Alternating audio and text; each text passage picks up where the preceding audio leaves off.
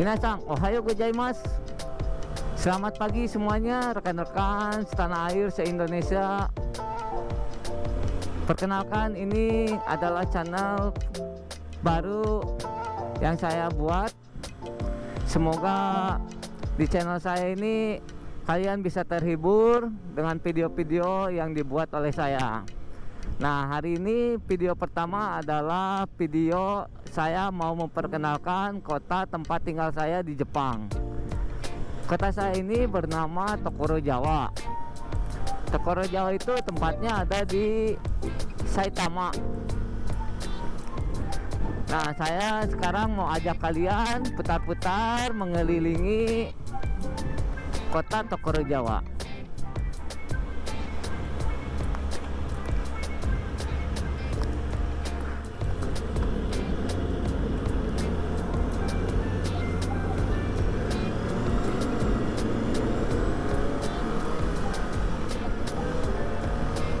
Teman-teman semuanya, jalanan di Jepang ini termasuk jalanan yang benar-benar tertib ya.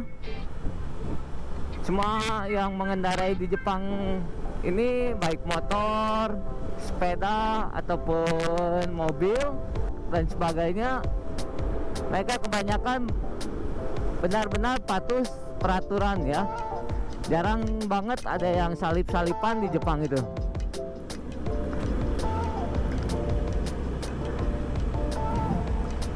Karena apa? Karena di Jepang itu ya peraturan itu terlalu benar-benar digalakan sama kepolisian ya. Jadi kita itu dikasih poin di setiap SIM, di setiap kesalahan ada potongan poin.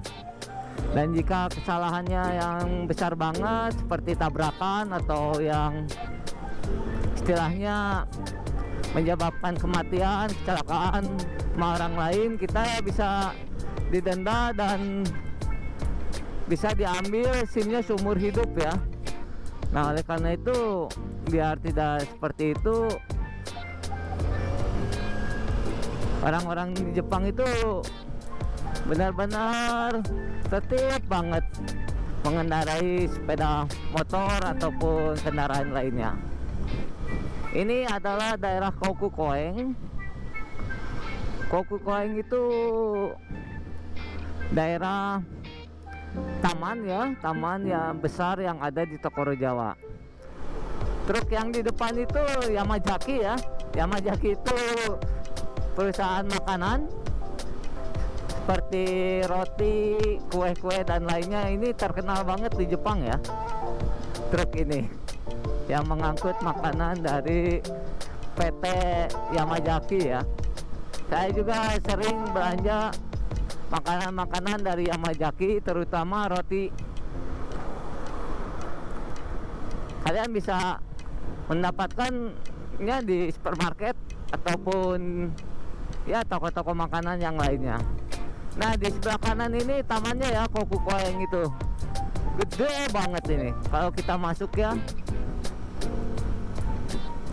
Karena kebetulan hari ini saya pakai motor, jadi ya nggak terlalu kelihatan tamannya ya. Tapi kanan kiri ini tamannya Kokukoeng ini. Bulan ini adalah bulan musim panas ya. Bulan Agustus itu masuknya musim panas, dan panasnya itu benar-benar panas banget. Nah, kebetulan hari minggu-minggu ini ada angin topan dari pulauan mana gitu ya datang ke Jepang. Angin topan itu di Jepang udah langganan. Yang paling dahsyat itu biasanya bulan September ya biasanya. Dan yang daerah Kyushu atau daerah di bawah itu biasanya kena bencana alam seperti banjir. Anginnya, topannya besar banget sehingga bangunan-bangunan di Jepang itu terbang gitu. Kenapa bisa terbang? Karena bangunan di Jepang itu kebanyakan ya yang dibangunnya itu dari kayu ya. Jadi bukan dari semen atau dari benda-benda seperti bata gitu ya, batu bata. Sedikit ya, biasanya yang pakai semen itu bagian pondasinya saja. Kenapa mereka pakai kayu? Karena agar gampang direnovasi, dan ya kayu itu sebenarnya tahan juga sama getaran gempa gitu. Terus kalau misalkan rumahnya hancur juga kurang lebih kan nggak sebahaya dari batu bata gitu atau semen yang di tembok gitu kan, kalau menimpa bagian badan gitu kan. Nah ini di samping ini Kokukoeng ini, wah tamannya itu luas banget.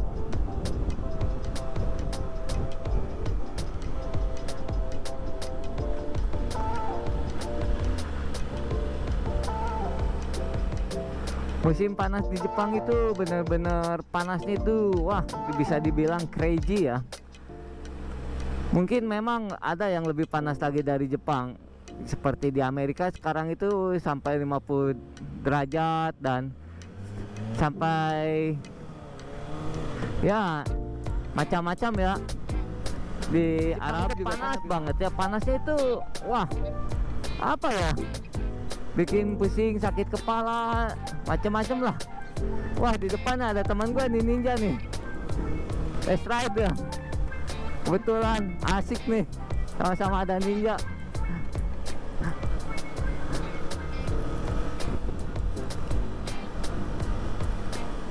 Ini kayaknya ninja 400 gitu, ninja 250 ini.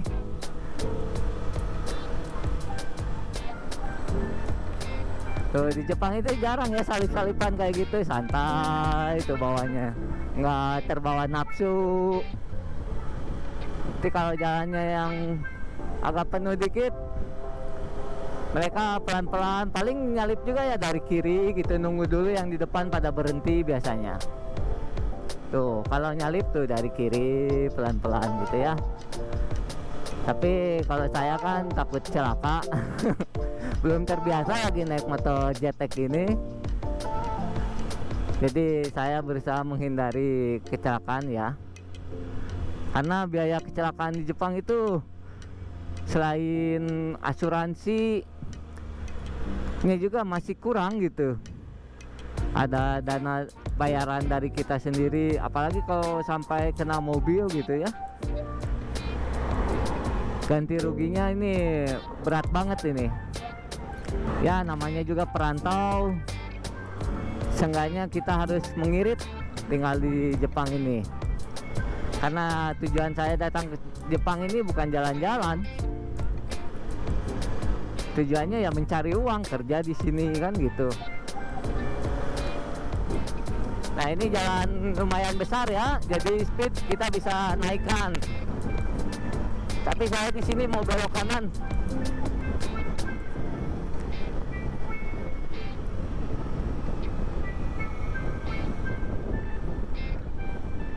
Jalanannya seperti ini Jepang itu. Nah sekarang ini udah mulai panas nih. Terakhir paling panas itu daerah Saitama itu sampai 37 derajat. Terus let's go.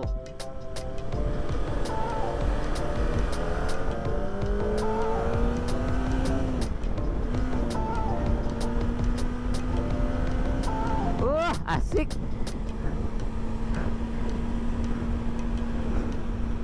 Jalanannya bisa dibilang kosong ya, nggak banyak motor mobil yang lainnya, jadi kita nikmat ini naik motor ini.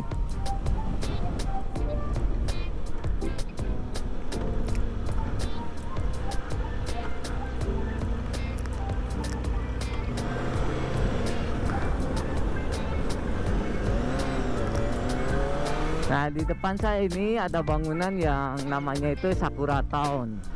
Sakura Town itu tempat apa ya, seperti ada hotel anime gitu. Bagi kalian yang pencinta anime, kalian bisa menginap di Hotel Kadokawa ini. Jadi si kamar-kamarnya itu didesain seperti posternya itu ditempel banyak anime gitu. Kan kalau Disneyland gitu kan hotelnya itu poster-posternya Disneyland kayak gitu. Tapi di Kadokawa ini ada hotelnya di dalamnya itu anime gitu. Ya selain hotel juga di sini ada rekreasi ya seperti museum gitu di dalam. Bangunannya lumayan bagus ya, lucu itu. Bisa kalian lihat kan. Nah ini si bapak satpamnya.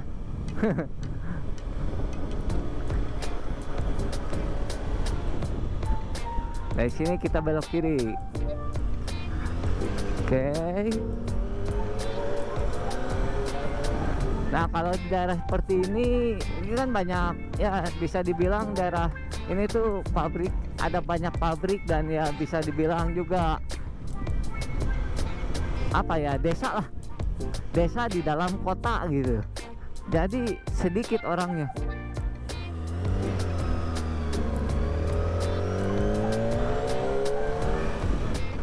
Tuh, di Jepang tuh banyak, jarang yang keluar jalan kaki itu, jarang sih, sedikit. Kalau mau nemu orang Jepang banyak itu di mana? Biasanya di stasiun kereta atau di dalam mall. Kalian bisa nemu banyak orang Jepang. Kalau di tempat-tempat kayak gini ya sedikit, jarang.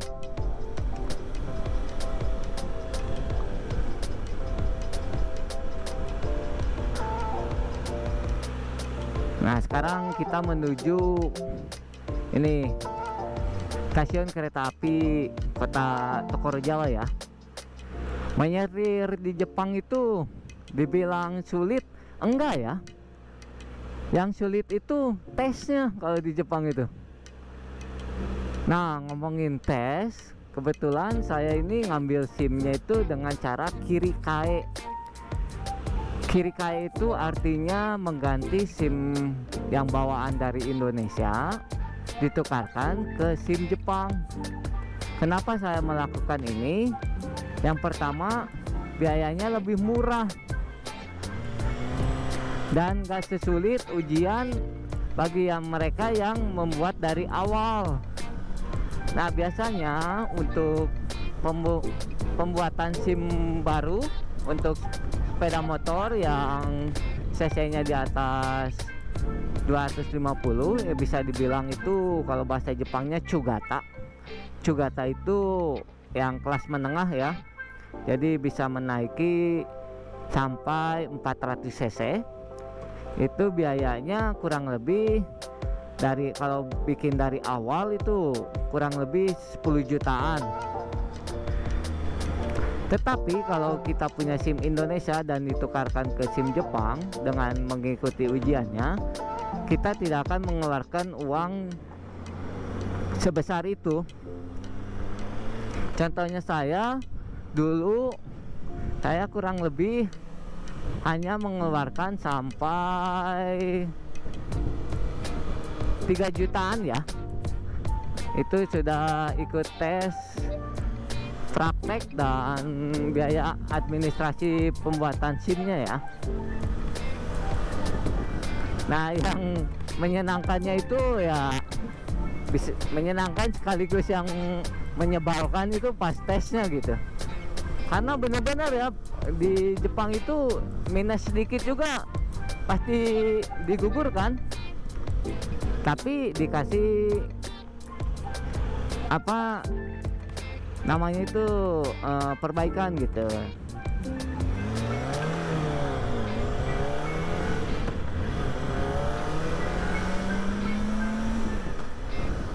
Ini kalau musim semi ini di daerah sini ini semuanya sakura ini. Ini yang sebelah kanan ini pohon sakura semua ini. Nanti musim semi datang saya mau buat video lagi ya tentang sakura. Banyak banget sakura di jalanan yang bagus gitu ya, dengan view-view-nya.